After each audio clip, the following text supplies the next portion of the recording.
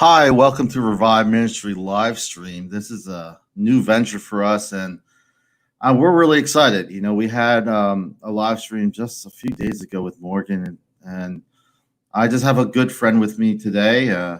He's been a podcast guest before, and if you don't know him, I'm gonna have him tell a little bit of himself before we get rolling. But like I said, without overdue, here is Sebastian. What's up? What's up, man?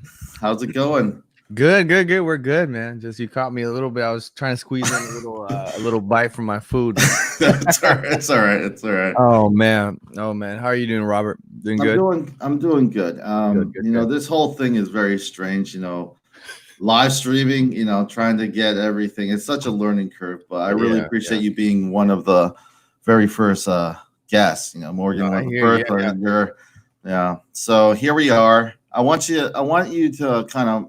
I'm not assuming anything. Anyone who's watching this today that they've listened to my podcast. I'm not.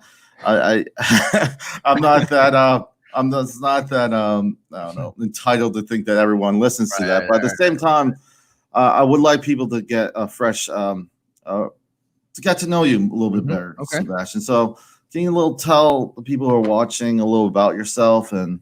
Yeah, for sure. So yeah, like you said, Robert, I think going back to your point before I go into myself, just it is crazy. It's one thing about podcasting, you can always go back and cut parts out if you didn't like it, fix things up. But when you're going live, there's no going back anymore. It's out there. So I definitely feel that fear. But just going to a little bit of who I am, as I've mentioned before. I think I've been on the podcast maybe twice. 3 times, I'm not sure. Yeah, about twice or 3 times. I think twice. Yeah. So pleasure to always come back and talk with Robert, a great friend. I am Sebastian Lopez. I live in Palm Coast, Florida, near Robert. Stationed here, I am an associate pastor at the Palm Coast Seventh-day Adventist Church, and so that's my primary role, my primary responsibility here in this community. And with that, we see a lot of things obviously come in as a pastor's role. If you're familiar with what a pastor is, it's just kind of the spiritual leader of a spiritual congregation of a group of people. So you face all types of things, you especially during this time, a lot of people that are sick or that are passing, that are dying, and then trying to maneuver through that and help them emotionally, right, spiritually, physically, right, to encourage rest and eating well, activity. On top of that, too, I've also had the privilege of doing one of my first unit of chaplaincy here at Advent Health in Palm Coast and the Daytona Hospital, which has also exposed me to a whole realm of work that really we don't see as pastors, because we don't really deal with a lot of life and death situations as you do as a chaplain in the hospital. So I was able to be exposed to a lot of how to kind of provide comfort and healing. And help people process when they're faced with their own end of life, or their beloved ones or their family members. When someone passes, when someone's giving a diagnosis that's not necessarily favorable. So how do you process that? So that's given me a lot of more exposure to that, and that idea of mental health, as obviously Robert does a great job with Revive MInistries and communicating and sharing. So that's a little bit about me in a nutshell. I know I don't think I shared about chaplaincy before, but those were great 3-4 months that I did last year. Well, that's great. We'll get into your podcast later on in the episode. I want to kind of dive into this month. I try to do a different series, and this month is no different. So this month is about value and how does it help us heal in our recovery. I remember talking with Morgan, and we had a great good discussion about it. But one thing is that I realize is that everyone's stories matters. And everyone plays a part. And that it doesn't mean that you have to be mentally ill. I suffer from mental illness, but the one thing is that I find in any organization, either in church or as a community, that all of us play a part. It's a huge deal. So, would you, in your own words, what is value for you, and why is it so important today? That's good, man. Usually I tend to connect value and worth together, right, in the same kind of sentence or same breath. But value, I'm sorry, value is just, I believe when we look at, when it's applying to ourselves, is how we see ourselves, right? How much worth we believe we have, right? And that might be attached to how what we think we bring to the table in our community, to our family, to our relationships. Do we feel like we are valuable? Are we are worth something in this community, that if we were gone from this community, or from our close group of friends, from our work, from our whatever environment we operate in, that our presence would be felt, our missing presence would be felt. And so I do believe that value helps us heal, because, especially coming from, obviously I'll be speaking more from a spiritual and trying to make it applicable as much as possible, but from more of a religious interpretation, spiritual idea. As Christians who believe in God of the Bible, that created all things in 7 days, there is a beautiful rest that comes from that, because what we take from the Bible is that God created Adam and Eve, right, the first man and woman on this earth. And so what that means is that God is being our creator, right? And being the one that Jeremiah the prophet later on says that it was in his mother's wombs that he was formed, that God formed him and knew him already. There's this intimacy that God already shares with his creation, which I think helps us bring value to who we are. And so when you ascribe to the Christian faith, whether you are devoted to it and a devout Christian and going to church all the time, or whether you just, believe in the God of the Bible, there's a comfort in knowing that the maker of all takes time to know you. Yeah. And I think that helps to bring value, because the beautiful thing about the God of the Bible that you see throughout the Bible is that God is a God that brings rest, right? The first thing that Adam and Eve are told to do after they are created is God gives them the seventh day, right? The Sabbath, to rest. And so we have a God that just wants to give. And this understanding, I think, for me, has been revolutionary in my short life, to understand the true nature of who God is, his character, that what we can know of him brings value to me, because I realize, like, man, it doesn't mean I don't have to work hard to do this or that. I don't have to prove myself, because I already have value simply because I am made as God made Adam and Eve, in the image of God. I am made in the image of God. I carry an inherent value as that. And I think that helps me in my recovery and wellness, because it takes away one of the key things. It's not taking responsibility away from trying to, make wise decisions and look for recovery and help and look for wellness. But it helps me already start from a solid foundation, where it's not necessarily all up to me. Like, there is a higher power that is with me and that is for me. And it's so easy, right? We've talked about it before, how the importance of community, how community really, we live in a society now where it is how much our performance that dictates our value, right? If we are high performers in our jobs and in our works, then we're like, we'll get promotions, we'll get raises, we might move up to the top.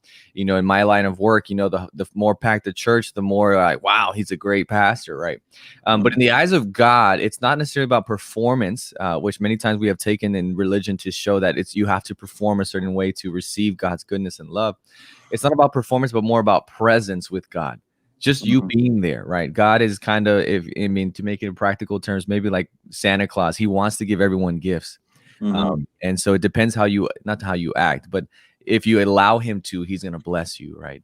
And so I think in finding that at least for me, that my value comes from God and not from my works or what I can do, helps me rest at peace and say, wow, that just is like a breath of fresh air, right? That I'm just like, and I think that then helps propel me to find recovery and to get wellness and to find healing, that that my value doesn't come on some days I feel like not doing anything. And then if my value was dictated by what I did and how I performed, every day would be a struggle. Some days I would feel valuable, other days I would be like, man. But because I ascribe to the reality that God values me so much that he sent his son to die for me, then my life is worth so much. Then I start every day, and even though I fail and I mess up and I feel down in the dumps and I feel like the whole day is so cloudy and depressive, that I can still continue, because my value is not dictated on that day. It's already dictated that I am a son and or daughter of God, a child of God. So I think value plays such an important role, and not just in that religious tone, but also in our community tone. When you are surrounded by a healthy environment, that I know not a lot of people are, but the ideal, right, of being in a healthy family, a healthy relationship, a healthy work colleague or classmate environment where your value is just dictated and just given to you because you are a human being, right? There is a just you know, hey, you're a human and I love you, you know, who all of you, right? And so helping that understand that your value is beyond how you perform, right? Because we're gonna mess up, and that's the reality. You know, we're gonna fall. You're not gonna make the if you're playing sports, you're not gonna make the shot. You're gonna miss the goal. If you're working, you're gonna miss a deadline. You're not gonna do what, you know, the work is not gonna be maybe how your boss wanted it to, right?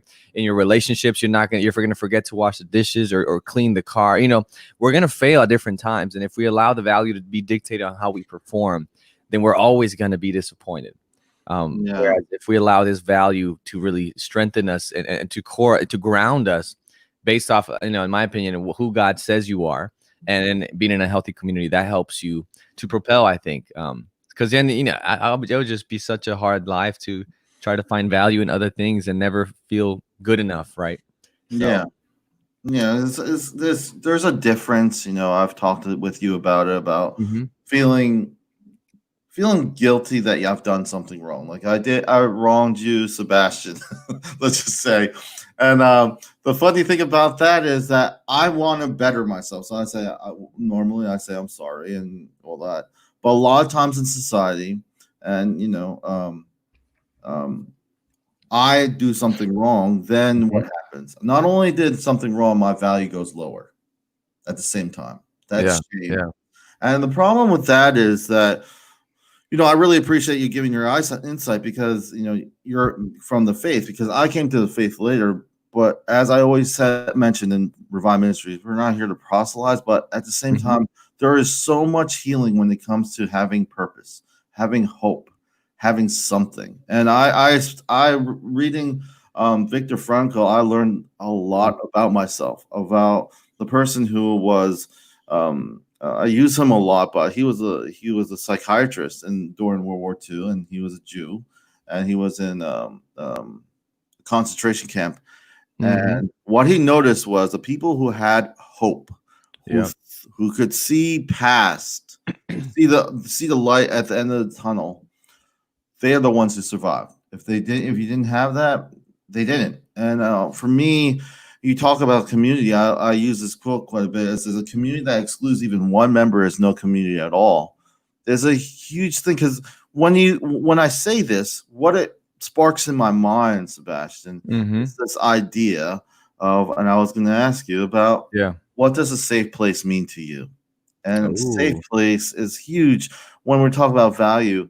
And also, you know, yeah, can you just kind of share your insight of safe place? I remember as a child, just briefly, you know, the happiest moments as a child was when I was safe with my parents. You know, you know, maybe I didn't know all that was going on, but there is this ideal that, you know, my father, my mom are there, and Yeah. they love Yeah. me, and it's just a wonderful feeling of Right. safety and security. So, Right.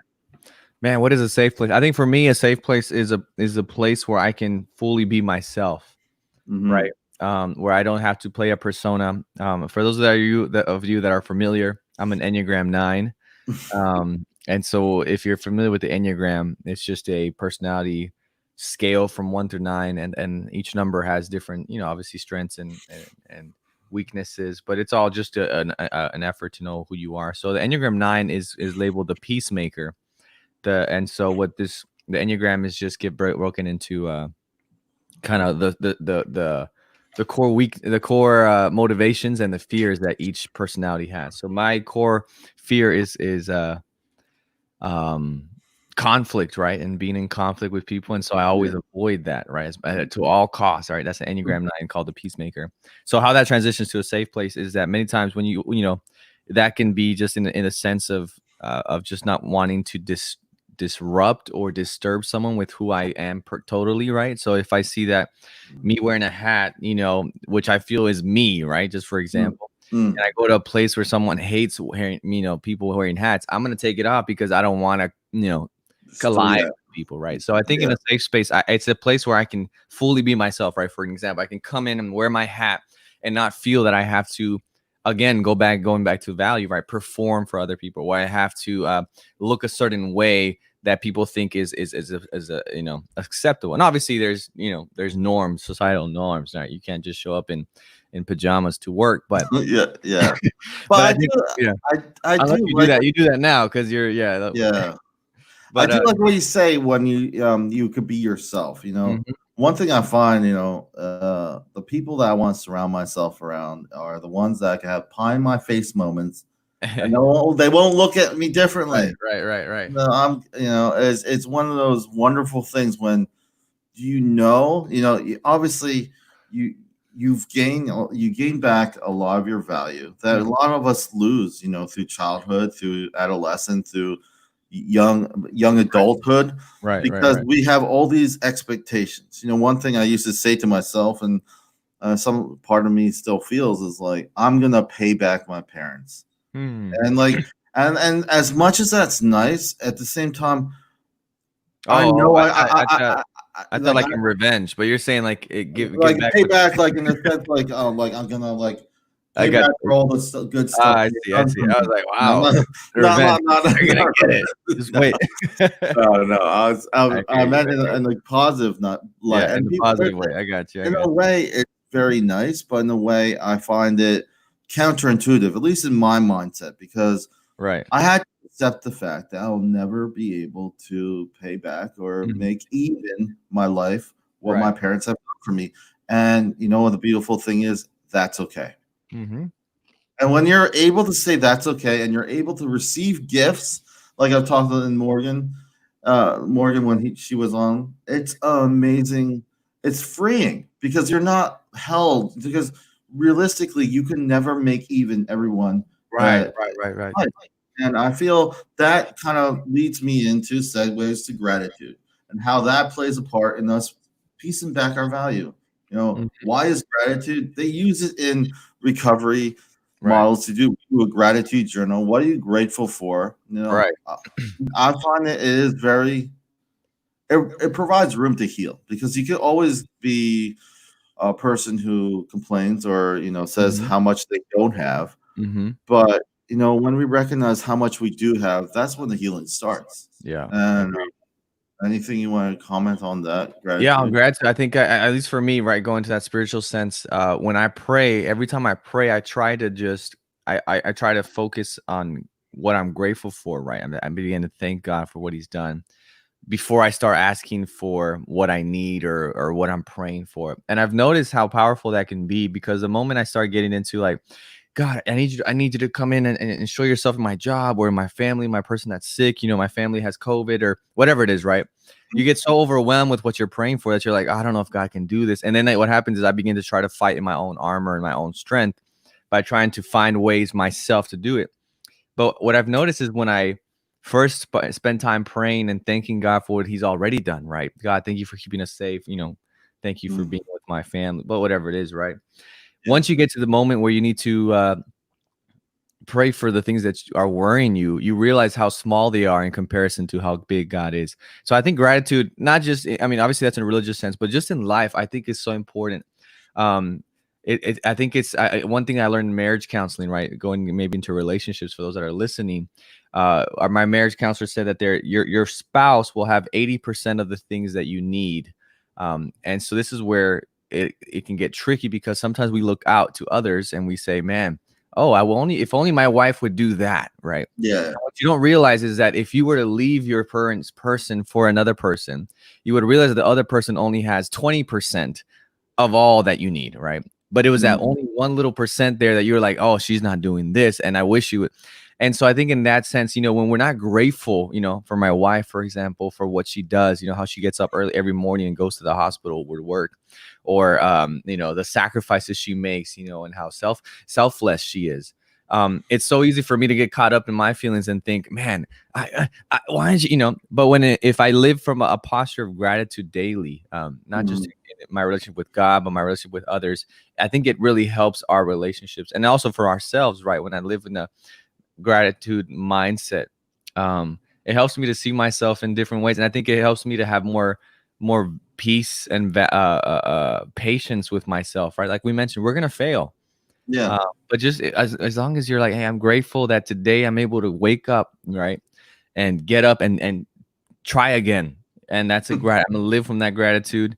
And I think that helps us in to see our value, that though I fall, I can get up again. And there's always tomorrow. That's the beautiful thing about, it Yeah. would suck if it was just one eternal day, right? And it's Yeah. like, that's it. This is all you got. But we have always tomorrow to get up, right? There's gonna come night, you're gonna wake up again, you have another chance. So I think linking that gratitude to God, to our relationship, and to yourself helps you to just value yourself more, and to find more healing in not having to feel that it's all on you, right? To perform, right? It's just the fact Yeah. that you're present today. The fact that you're alive today is such a blessing that so many people are not able to have. And that helps you to then, you know what? Even if I only accomplish one thing today, because quarantine has been so crazy, I did one thing. It's so easy to look at your list and I didn't do 9. And then we don't realize that, but you did do one thing or 2 or 3, right? From the 100 things that you have to do. So be grateful that you were able to do what you were able to do, rather than, focusing on I wasn't able to, I'm not good, I'm not smart enough.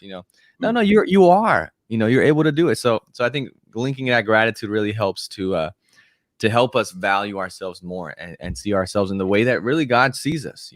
Yeah. I want to shift gears. I know we're Oh, talking about like gratitude, let's safe place. talk about sports. Nah, no, we're going to talk about boundaries. Why is setting boundaries in your life linked to your own value? I find Oh, this very intriguing because I was reading and I was also, kind of journaling and realizing in my own life that a lot of times when we say yes to a lot, we're like yes people. Yeah, sure, I'll do that. Yeah, sure, I'll do that. It's kind of like we are always trying to what? Like remember I told you that I can never make even with my parents what they've done for me. mm-hmm. But Yeah. because that collects in my brain, if I'm never accepting that that's okay, then I'm always in debt in some sort of scale in my head. So Yeah. everything is like always chasing back. So I never, my value continues to lower because the weight of what I think I should do or what I Mm. feel like I'm indebted to people weighs heavy. So at that point, you say yes to a lot of things that really doesn't send a good message to you or the people around you, Mm-hmm. and it shows in a way that your value is weighed heavy on you because you are putting these expectations on you. But at the same time, I feel that this is a tricky thing culturally, and everything like that. But I think when you set up boundaries that are healthy, and Mm-hmm. you say what you can limit yourself with what you can do and what you Yeah. can't do, not because I want to, not because at the end of the day, I feel that when you set boundaries, you're saying to yourself that you are saying that I'm not the only one who plays this part. I'm not the only one who can help. Mhm. And I said this in Morgan's live stream a couple days ago. I said, even though we're saying all these great things, it's not just me and Morgan here who are play a part. All of us play a part. Yeah. That's why I like getting Yeah. different individuals to come on to the live stream and podcast because everyone's stories matters, and I find boundaries is good. It's a good degree of where you're at in Yeah. your own Yeah. value. And like there's always that weighing scale that at the same time, as much as you try to put boundaries, you also have to let people in and kind of like weighing that in and how that looks for you. And I feel that that balance is unique because it all bases on one thing, and that's the value you see in yourself and how you see in others. Because if you don't value yourself, I don't, Sebastian, I don't care what health program you have, it's not Also, going to work because you're right. not going to care. But Right. why would you care if you have very little value about Right. eating right, doing anything right, if you really don't value yourself or the people Right. around you? So, Yeah. That's good. I think, yeah, I think the boundaries have to be set in place so that you do not, like, it's a great point, right? You're not doing things because you value what others value about you, right? It's not rooted necessarily in that you value yourself. You're just valuing the value that others put on you, right? And so, yeah, I'm gonna work out because my wife wants me to work out, and she's happier when I work out, right? Yeah. Or I'm gonna eat healthy because yeah, my mom wants me to. That's not gonna work because that's that's an external motivation, right? Yeah. And so I think in setting boundaries, one thing that when you were talking that came to my mind is the term differentiation of self, which is pretty much just that you are able to function independently from the feelings and emotions of those around you, right? So someone that's not differentiated in a relationship is someone that, for example, you and your fiance comes home, and then your fiance is just super upset and you don't even know what's going on, but you get upset too, right? You're not able to handle your own, and we see that in relationships, right? Where either you mirror those, which is good, an empathetic way to mirror and say, hey, I'm here, I'm hurting with you. But you have to be able to still be independently yourself, right? We see this a lot, I guess, primarily in relationships, especially young relationships, but even in older ones, where a person feels like they can't function normally without their partner. Where they can't make decisions without their partner, right? They feel incomplete. And what differentiation of self teaches us is that if you don't find value in yourself and set up boundaries so that you can independently function as an individual, then there's going to be a lot of problems that come from any relationship that you come with, right? Yeah. I think that's where boundaries is very important, all right? But you really can't set boundaries unless you're rooted in something or grounded in something. And that's why for me, it's religion, right? For me, it's not religion itself, but it's God, right? It's Jesus Christ, who the Bible teaches us about. Because if I don't have that, I don't know. I mean, I might have to ground myself in myself, but even then, like I've mentioned, I fail. So yeah, my value is going to be up and down. But that's why I think we do need an external thing that tells us our value, but it can't be people around us because they're think about now, you get on Facebook, and if you have a different leaning idea, politically, you might be, exited out and blocked off, and if your value is coming from someone that now doesn't like you, how do you value yourself, right? So for me, it's so important for us, whoever's listening, right, to have a value coming from someone that is higher and beyond what the people here that don't really get it sometimes are, right? And for me, that's God that values and says, you're created in my image.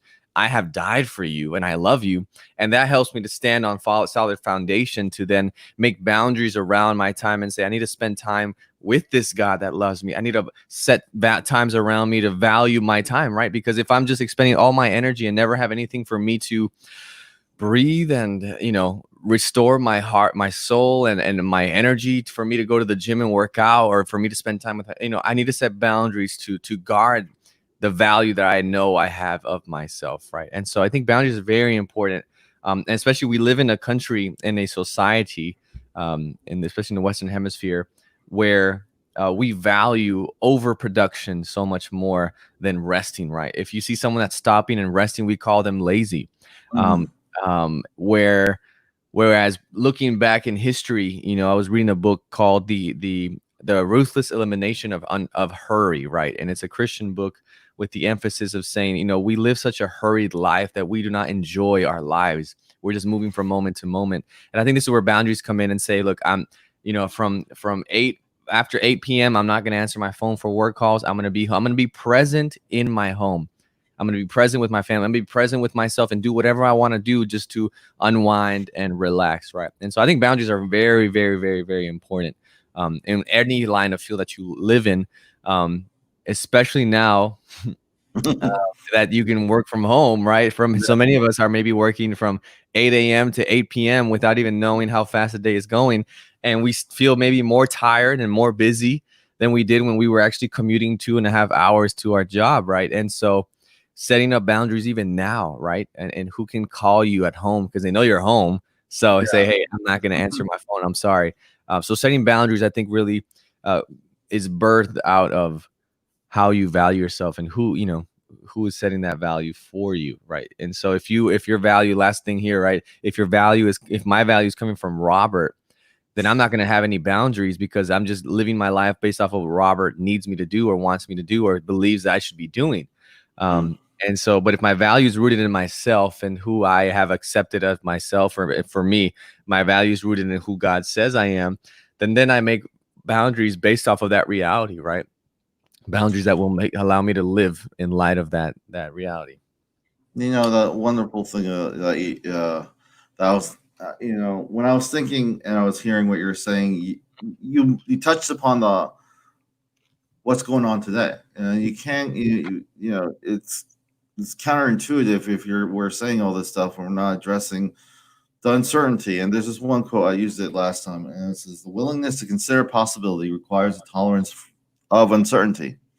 I remember also saying on the last live stream, like, the good news is only as good as the bad news was. Like, Yeah, that's good. it's, Yeah. it's really one of the contrast that's very important. When we're going back to how value helps us heal in our recovery and wellness. We're talking about today. We're talking about COVID-19. We're talking about how we're all stuck at home, how we're all struggling, and some more than others, some very different reasons than others. You mentioned Right. people have lost their lives, and it is a struggle. I go out to the store right now, and it's very impersonal. I struggle. I make a list now, Sebastian, and I just go for those things, and I come out. It's sometimes it's okay and better. It's just depending on the situation, but I find like the fear is real. And one of the quotes that I love to hold on to, and I shared it last live stream, was, "May our choices reflect our hopes, not our fears." And it's a wonderful thing. We've been talking a lot about pie in our face moments. One other quote that I love that I didn't mention last time was, "Our greatest glory is not never failing, but rising up every time we fail." Having that anchor, like you've mentioned, I never proselytize, but at the same time, finding something bigger than yourself is huge, because I know me, I make mistakes. And if my whole thing about my value hinges on me not making mistakes, I'm going to have a miserable existence.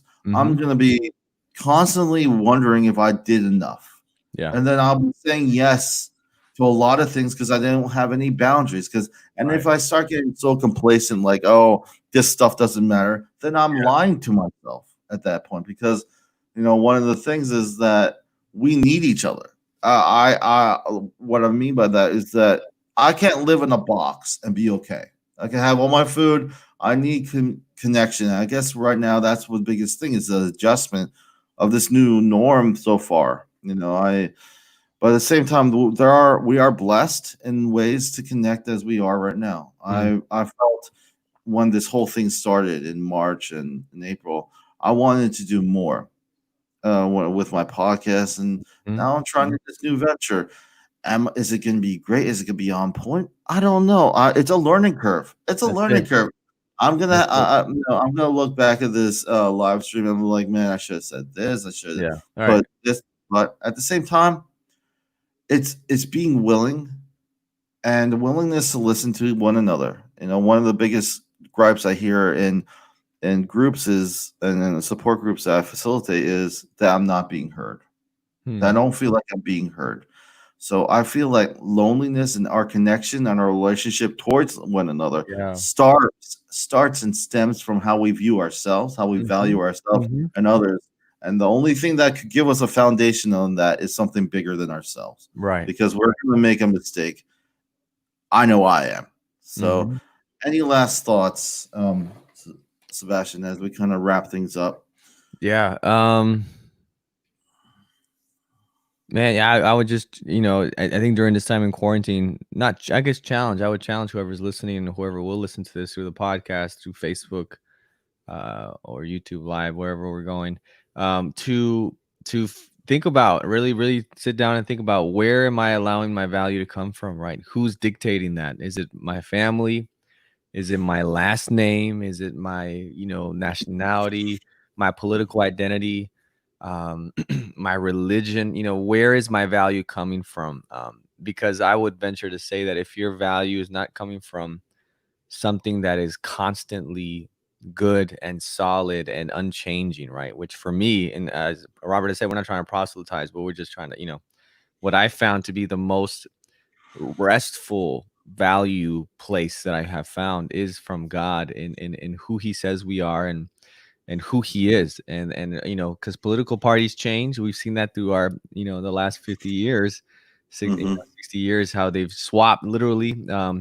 Your family will maybe disown you for something you do, or they'll people change, your friend group may change, your work environment may change, you may lose loved ones, your relationship may change. It's just, there's a lot of unshaky uncertainty that comes from that. So really sitting down and saying, where's my value come from, and what would happen if a pillar of that of pillar, who is someone that really holds up my value and who I am, would suddenly fall?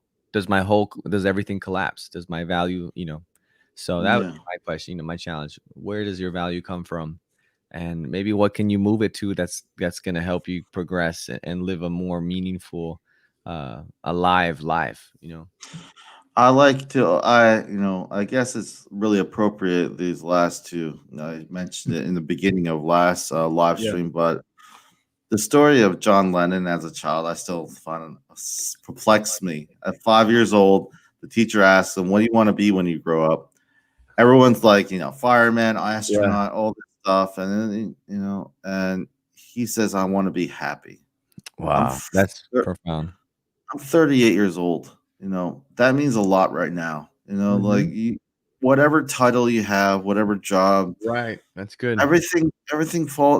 There's no real certainty. What is certain is how we view ourselves, how we Mhm. value ourselves, and the ones around us. Because at the end of the day, that's what matters. It's not about all these things that will come to pass. But at the same time, I'm not saying that in a religious way. I'm just saying, for what I found from people who've lost someone, it's not about stuff. It's about the relationships they had. That's the hardest thing with that passing.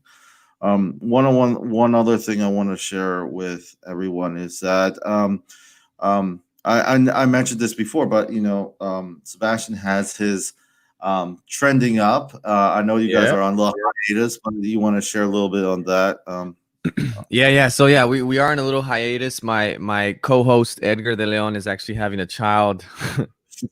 Thankfully, we're happy for him. But just to honor him, and obviously other projects that we have going on, we're taking kind of we don't even know what the timeline is, for maybe a month or so, Mhm. depending on how everything goes. But yeah, he's having a child in this next couple week or two, and so, but yeah, training up was just birthed from the desire to practicalize, make Mhm. practical what we believe.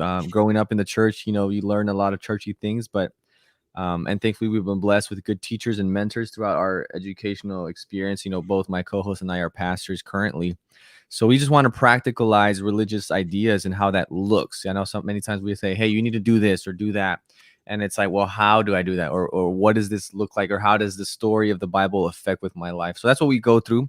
We've done various topics throughout. We've talked about the Enneagram, which has been really beneficial for us.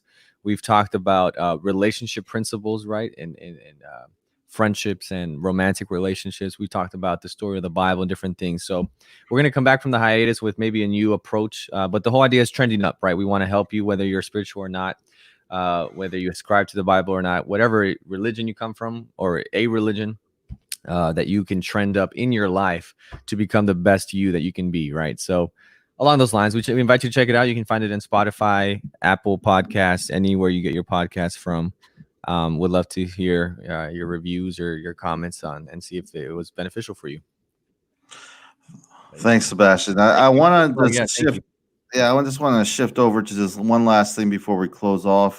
Yeah, I'm going to share my screen right now. Fake it till you make it, right? make it Here to we you. go.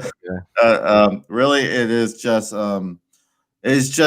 for those who are just first coming to this live stream. I want to share with you the website.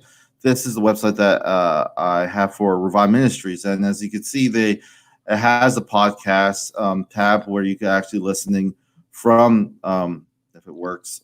But I encourage you to come check it out because I'll be putting announcements on there regarding not only the podcast but also this new venture into live streaming. And again, I just want to say thank you, Sebastian, for Oh, for coming sure, bro. coming on and being being one of our first, the top 3, right?